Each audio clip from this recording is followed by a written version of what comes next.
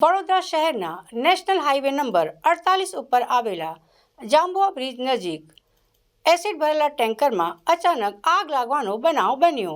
National highway 48 પરથી એક અત્યંત ડરામણા અને ચિંતાજનક સમાચાર સામે આવી રહ્યા છે.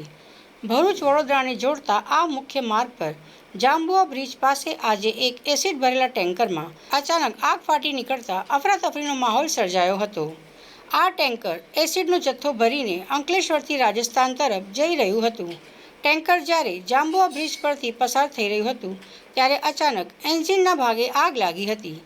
એસિડ જેવા જ્વલનશીલ પદાર્થને કારણે જોતજોતામાં આગે વિકરાળ સ્વરૂપ ધારણ કરી લીધું હતું અને આખું ટેન્કર આગના ગોળામાં ફેરવાઈ ગયું હતું.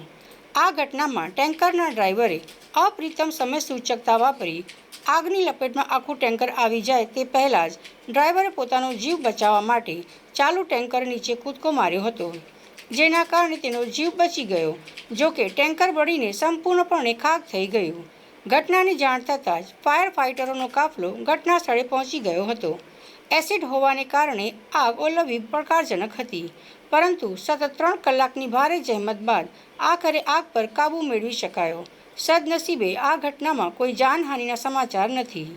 આ ભીષણ આગને પગલે નેશનલ હાઈવે 48 ઉપર ટ્રાફિક વ્યવસ્થા સંપૂર્ણપણે ખોરવાઈ હતી. જાંબુઆથી લઈને કીમ સુધી વાહનોની લાંબી કતારો લાગી ગઈ હતી.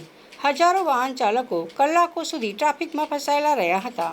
હાલ પોલીસ દ્વારા ક્રેન મારફતે ટેન્કરના અવશેષો હટાવી રસ્તો ખુલ્લો કરવાની કામગીરી ચાલી રહી છે.